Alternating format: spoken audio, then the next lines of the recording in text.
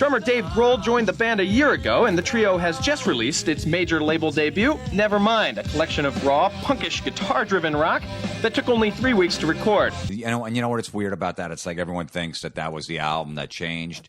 I mean, it kind of was, but it wasn't their music specifically. It was MTV and radio decided that metal wasn't cool anymore, and they were going to stop playing, But how do they, collectively, that is amazing that album came out, and the second that came out, there was, all of a sudden, all the bands I was watching weren't on MTV anymore. I remember even Madonna was bitching.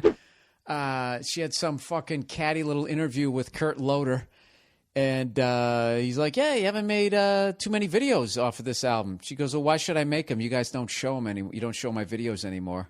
And she kind of went right at him. Because I think in retrospect, a lot of people look back and say, yeah, it's a really good record. Yeah, I know. I've heard that. Thanks. Why didn't you say that 2 years ago? And then MTV, a bunch of pussies started showing her videos, right after that. I would have been like, yeah, well, fuck you. You're old now. Yeah, absolutely. But no, what happened was they, and then Pearl Jam came about the same time. Right. They MTV basically decided what was popular, and then every radio, as soon as they started playing Nirvana and Pearl Jam, and it was the hot new video, every radio program across the country goes, okay, that's what we got to play now, and they just totally discarded the metal. So how does that happen though? Did they have some fucking Bilderberg group of radio stations? They have a conference? From this command center, we control the most influential demographic of the entire population. We decide everything, from what clothes are in style to what slang is in vogue. This is the epicenter of all trends. We turn your world into one giant TV commercial. Yeah, it's just one guy, one big programmer, probably the guy from fucking Z100 in New York. Right. Whatever that douchebag was. And he started going, oh, you know what? Nirvana's the newer Pearl Jam. And then everybody, other radio station, what's New York playing? And LA's playing this? Oh, we got to play it. And then they just copy. It's just, it's like the TV business. One show's successful and they'll try to put 50 more out that. Yeah, because I remember that was overnight. And I know I'm old now, so I don't pay attention to music changing. You're not with it. I used to be with it, but then they changed what it was. Now what I'm with isn't it. And what's it seems weird and scary to me. It'll happen to you. Right. But that's the last time I remember. It was just I thought it was going to be Headbangers Ball and fucking, you remember the top, what was that thing that guy who tried to dress like a headbanger but wasn't? The guy was from fucking Sweden. Remember that European guy with the blonde hair? Adam Curry? Yeah. No. Is he not was that one of the original guys? No, he was the guy that wore the leather jacket. He had the fluffed, blonde hair. Yeah, Farrah Fawcett haircut. Yeah, that was Adam Curry. Yeah. So he used to host that top 10 thing. And I swear to God, the top 10 was 8 metal videos and maybe Janet Jackson would slip in or fucking Jody Watley. There'd be one R&B thing and then some New Kids on the Block thing or something like that. And then the rest of it was all fucking Guns N' Roses, Skid Row. And I thought it was going to be like that forever. Obviously, I was a young kid. I didn't know that music changed.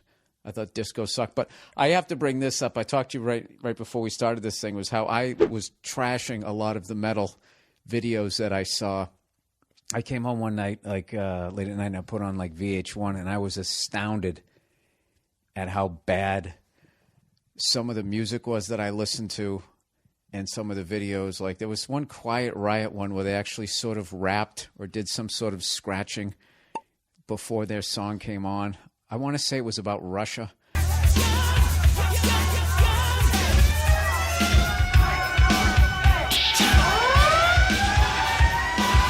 don't know if I don't know that one. It must have been later one. Yeah, no. I combine shit, but I don't know. So people think I don't know that I don't like metal. I like it. But I don't look at it with just with blinders on. No. I mean, if you look back at those videos, because the VH1 Classic plays them all the time, Metal Mania, I'll play 4 hours. They're fucking awful. Yeah. Ronnie James Dio, I love Ronnie. He was a great dude, and I personally know him. But walking around with a sword and fighting these demons, and it's come on, you're playing a metal, and he's going through the woods, and he's. Dude, you remember when they were out though? When you were a kid, you thought they were sick. You're like, did you see the new Dio video, dude? It's fucking unreal. Yeah. And then they always, and then the other the Poisons always had the hot chick in there. The Warrants always had that. It's holy shit, do you see that hot man? Is she fucking hot? And you look back, she's not that hot. No, they were awful. They were awful. But tomorrow you're going to find somebody even hotter. And you know what you're going to do? You're gonna have your fun with her, and then you're gonna dump her just for the hell of it. It's funny because we're going to have Nancy and Ann Wilson from Hard on our show in a couple days. And me and my friend Eddie were talking how we used to jerk off to Nancy Wilson because she had the big tits and she had the cleavage. Never. Which one was that? The redhead or the the skinny one? They always had the tits out. They had to in the 80s, and I was like, that's what I jerked off to in 87, 88. Do you remember when the other one got real fat and they tried to shoot around it by doing like an extreme close-up of her face? Do you remember that? Yeah, absolutely, yeah. And they tried everything that they could.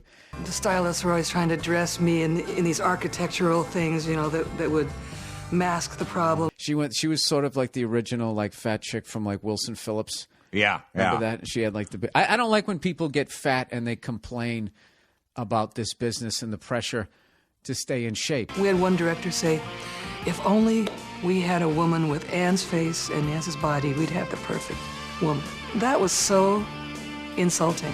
It's like you want to be on a stage and eat whatever you want. That doesn't work that way. No. You have to come into this business a fat fuck. Like if you come in that way, like hey, it's the fat fuck, then you're all good. But you can't become fat in this business. You're gonna get trashed.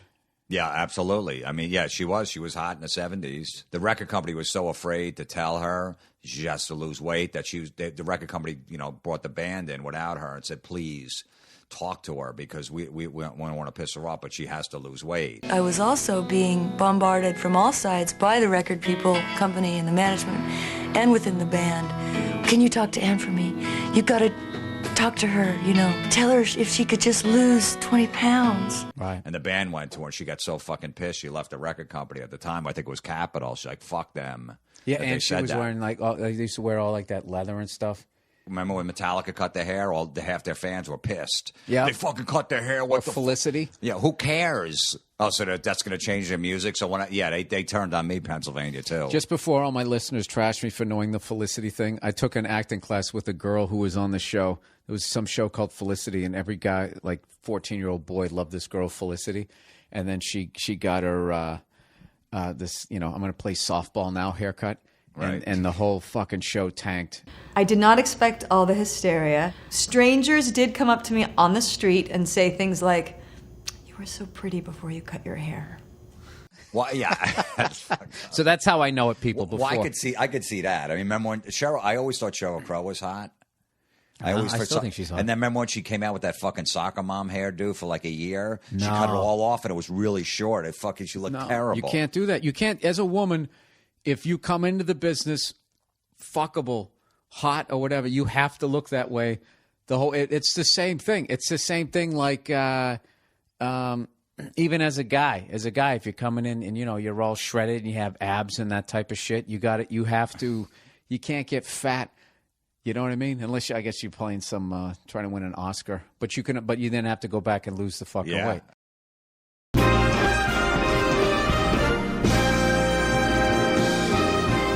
And the Grammy for Biggest Posse goes to Ja Rule. What? No, Madonna. Posse. Posse. Oh. If I could see a million sunsets, heaven with you by my side, wouldn't be a need for heavens, what it looks like in my eyes. If I believed in fallen angels, think I caught one in my arms. I was in pieces when you found me, letting go and holding on. Letting go and holding on. Letting go and holding on.